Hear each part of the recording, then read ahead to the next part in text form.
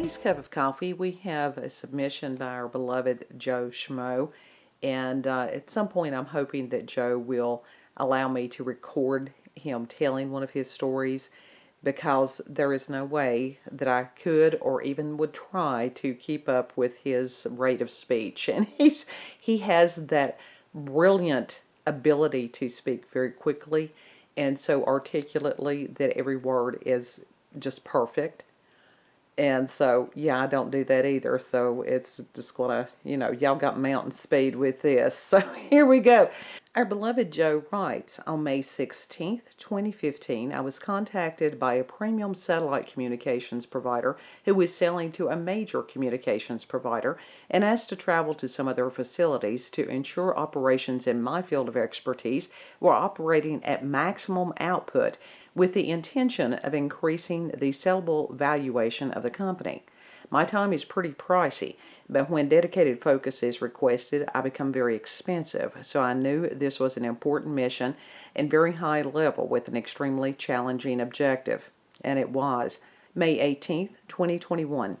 2 days later, I arrived at Facility 1, which was based in Newport, Vermont.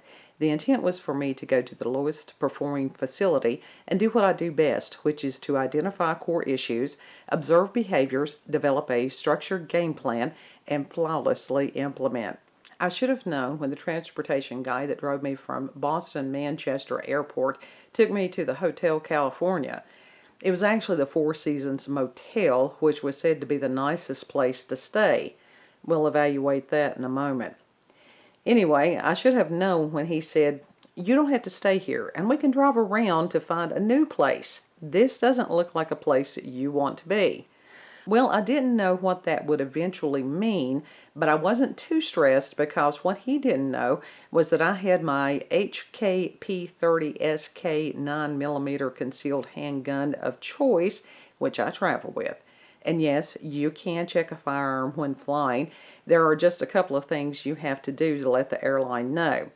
I wasn't too stressed, as I was compartmentalizing the game plan for the coming days. Anyway, I told him it's all good and paid for the ride and gave him a $200 tip for his hospitality and checked into the motel. The front desk chick was cool. I got my key and went to my room. Room 111. I went through my routine to unpack and organize my clothes and toiletries. It was around 1:30 a.m. and I finally started dozing off.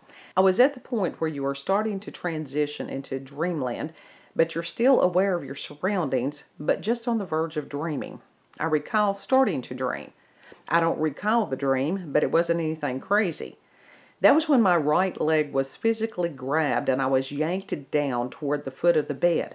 I was immediately awake, and I wondered if that seriously just happened, or was I just dreaming that?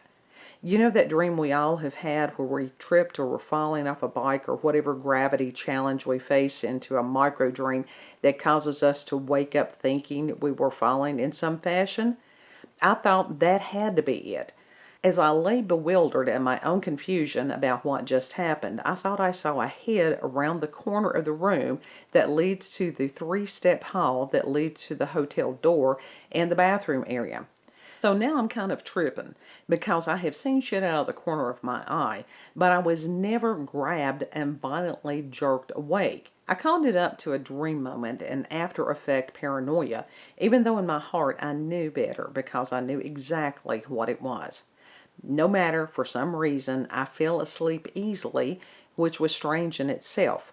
I woke up the next morning and called for a ride to the facility. I couldn't stop thinking about the events of the previous night. But whatever, I got in the shower, put on the suit and tie, brought Sexy back, and headed to the facility to begin the high-intense operation I was retained to do. I was supposed to be there for 6 weeks. After kicking ass all day, I left the facility and headed back to the Hotel California. Walking down the hallway past the front desk to the left on my way to my room, I heard myself discussing sales techniques and someone asking me about controlled pausing and assertive closing, and, well, I wasn't talking. And so I stopped and realized my digital voice recorder I used to record training sessions for future evaluation started playing in my backpack. So I stopped and took it out and shut it off. I noticed the battery indicator was showing the battery was about to die. I'm a creature of habit. Before I go to missions, there are things I do.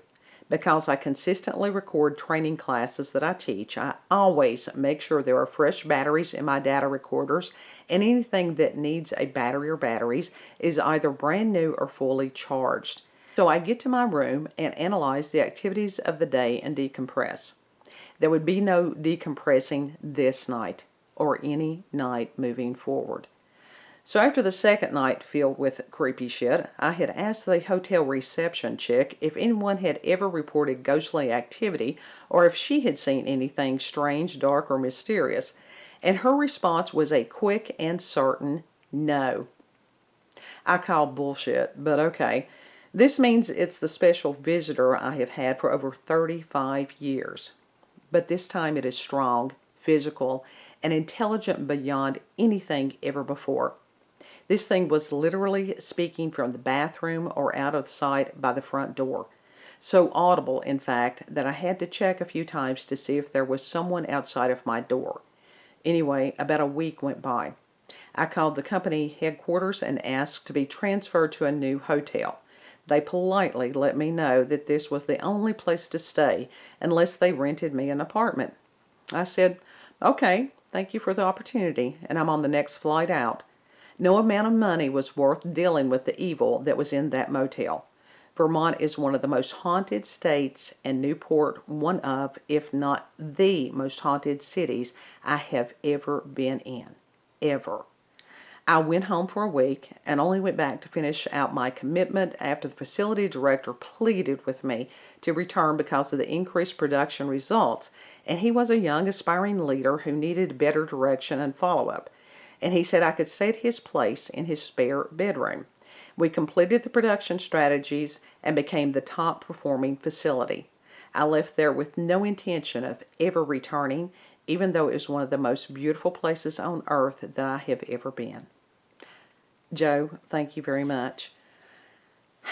You need to include not only your batteries and your recorders and your lecture notes and stuff like that, but you might want to think about carrying you several crucifixes, holy water, anointing oil, smudge sticks, crystals, for real. Yeah, there was something there that the energy that has attached to you, you really need to look about getting that thing removed also. With the, whatever that particular, the energy of that hotel, that just ramped that up into overdrive. And that must have been a really horrifying experience. You've had a lot of scary stuff before that one to be that outstanding to you. I can't even imagine. And it's like when things start touching you, yeah, no, that's breaking boundaries. They're supposed to not touch you. That goes from the realm of like ghostly into like demonic-y, because the demons and stuff they don't play nice, and they are very much hands-on a lot of times. So that ain't cool. And I appreciate this greatly. I appreciate the strange, dark, and unusual tribute to Mr. Ballin. Mr. Ballin's an awesome guy. So if anybody else has paranormal, supernatural, UFO, cryptozoology, Bigfoot, any of those things, if you've had experiences with alternate dimensions, with or without substances, any of that stuff. Yates is sending me some really cool local legends and stuff, so any of those things are very much wanted, needed. All that comes to cupofcoffeewithscream at gmail.com. And if you just need someone to listen to you, you go ahead and send me an email. You don't have to worry about being made fun of. This is, we're sharing these experiences. It's not a matter of making fun of each other. When we laugh with each other, not at each other. Because there's still so much stigma attached to these experiences. There are still so many people that are afraid to share their experiences because they don't know how others are going to react. Our people are good people. We've got a wonderful little crew. And we're always trying to Shanghai others to come aboard and share with us. So you all have a beautiful, blessed day.